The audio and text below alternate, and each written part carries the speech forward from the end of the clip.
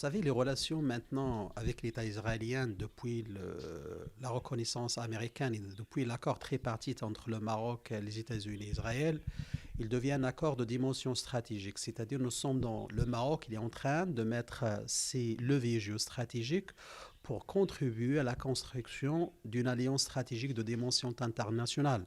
Étant donné aujourd'hui le monde dans une remodélisation des axes, avec la guerre russe-ukrainienne, avec les impacts du Covid-19 sur l'économie mondiale et sur aussi les chaînes de valeur commerciales et les chaînes internationales. Donc aujourd'hui, nous sommes vraiment dans une perspective de mettre en place toute une stratégie globale qui va guider l'ordre mondial dans une reconstruction. Cet accord tripartite est de dimension stratégique parce qu'il ne faut pas s'étonner demain ou après-demain qu'il y aura d'autres pays qui vont rejoindre à cette alliance stratégique entre les États-Unis, le Royaume du Maroc et Israël. Je parle de l'axe Washington, London, Rabat, Tel Aviv et même certains pays arabes et des pays africains et même des pays de l'Europe de l'Ouest. C'est-à-dire qu'aujourd'hui, récemment, nous avons vu des positions qui sont très importantes de l'Allemagne, de l'Italie, du pays de la Serbie, des Pays-Bas, du Luxembourg, de la Roumanie. Donc, ce sont des positions qui sont aussi, il ne faut pas négliger parce qu'on parle d'une géopolitique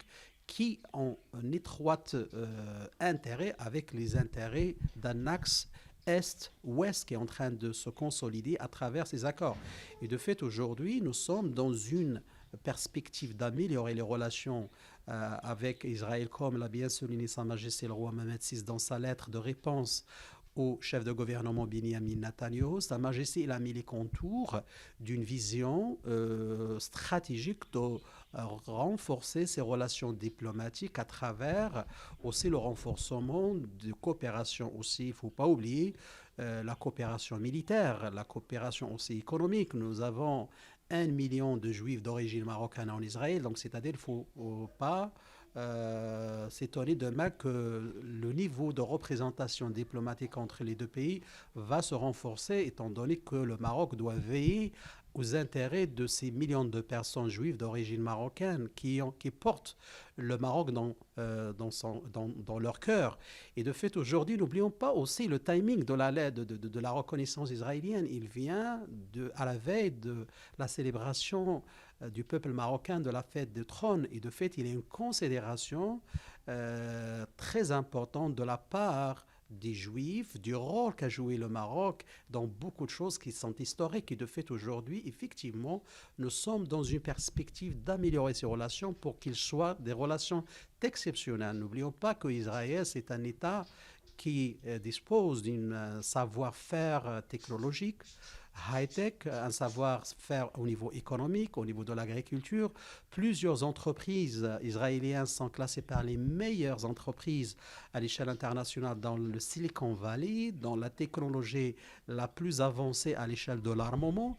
Et donc, de fait, le Maroc va tirer aussi avantage de cette relation stratégique au niveau de l'armement, au niveau de l'interopérabilité entre les armées israéliennes et les armées marocaines, au niveau aussi de la conception stratégique d'une doctrine capable de mettre en place toute une vision pour la paix et la sécurité dans la région et la sous-région. Et aussi, n'oublions pas aussi le rôle de Sa Majesté le roi Mohamed VI, que Dieu le glorifie, dans la vision palestinienne, parce que cette relation étroite, diplomatiquement parlant, entre le Royaume du Maroc et Israël va permettre au Royaume du Maroc de s'imposer à l'échelle de la vision de la paix et de la sécurité donc avec Israël. Donc, de fait, aujourd'hui, n'oublions pas que Sa Majesté, c'est le président de la commission d'Al-Quds, c'est le commandant des croyants. Donc, de fait, aujourd'hui, cette place substantielle de Sa Majesté dans la conception stratégique va être renforcée pour promouvoir la paix et la sécurité dans la région du Proche-Orient et aussi dans plusieurs régions à l'échelle internationale. Donc, c'est-à-dire que cette reconnaissance est une reconnaissance qui a un poids géopolitique, comme la lettre de Sa Majesté. Il a soulevé aussi des leviers géopolitiques, donc à travers la mise en place d'inviter le chef de gouvernement de visiter le royaume. Il y avait une feuille de route qui a été mise en place par Sa Majesté pour consolider les relations et aussi de renforcer les relations à tous azimuts. Donc, et de fait, aujourd'hui, nous sommes effectivement dans une perspective de revalorisation, et aussi, si vous acceptez le terme, et aussi de renforcement dans les relations bilatérales. Il y a un point que j'aimerais bien soulever.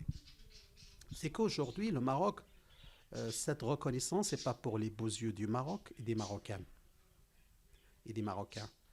Le Maroc dispose des leviers géostratégiques très importants. Grâce à Sa Majesté le roi Mohamed VI, le Maroc a mis en place toute une doctrine diplomatique dont la priorité, c'est l'intérêt du royaume du Maroc, les intérêts vitaux, les intérêts critiques et les intérêts suprêmes du royaume du Maroc.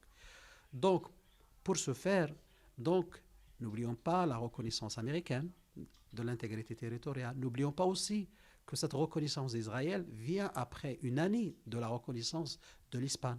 Et de fait, aujourd'hui, lorsqu'on parle d'un schéma, d'une reconfiguration, on voit la place de notre pays dans une matrice des relations internationales, malgré les difficultés, malgré la mutation géostratégique, malgré le chamboulement, malgré aussi les contraintes géopolitiques à l'échelle internationale, plusieurs États puissants ont reconnu l'intégrité territoriale du Maroc et la souveraineté à part entière du Maroc sur les provinces du Sud. Dans la philosophie du monde de demain, il y a ce qu'on appelle l'Inde, la Chine et le continent africain. Le continent africain, c'est un continent qui dispose des potentialités énormes qui place ce continent dans l'échiquier à l'échelle internationale. N'oublions pas, aujourd'hui, le continent africain connaît une certaine compétition, concurrence des grands États puissants. On parle de France-Afrique, on parle de l'Europe-Afrique, on parle de Chine-Afrique, on parle de Russie-Afrique, donc on parle des États Amérique-Afrique. Donc on parle, c'est-à-dire que le continent tient aussi un rôle important dans le futur et aussi dans le présent. Donc de fait, aujourd'hui, le Maroc, depuis le retour institutionnel du Maroc dans les instituts, dans le continent africain, dans l'Union africaine, le Maroc, il a commencé à jouer un rôle très important à l'échelle des relations bilatérales, à l'échelle des relations multilatérales, commence à jouer dans l'architecture du système et de défense. Et de fait, aujourd'hui, à travers une relation triangulaire avec Israël, avec des États aussi qui suivent Israël, je parle des pays européens et des pays occidentaux, le Maroc va jouer un rôle très important dans la promotion d'un développement durable dans le continent africain. N'oublions pas une phrase qui a été dite par Joe Biden, le président américain, lorsqu'il était le vice-président des États-Unis. Le Maroc is the gate of Africa. Le Maroc, c'est la porte vers le continent africain. Et de fait, aujourd'hui, la mise en place d'une stratégie de développement des provinces du Sud rentre dans cette vision royale de créer une ceinture stratégique et économique qui va avancer dans le temps et dans l'espace vers l'Afrique de l'Ouest, qui compte 700 millions de personnes, avec aussi, n'oublions pas, la menace sécuritaire qui pèse dans l'Afrique de l'Ouest et notamment dans l'Afrique subsaharienne et du Sahel et la stratégie de certains États aussi de créer des bases avancées pour menacer l'Europe de l'Ouest et aussi l'Atlantique. N'oublions pas aussi que parmi les leviers géostratégiques du Royaume du Maroc, c'est le centre de gravité d'un triangle qui est très important pour Israël.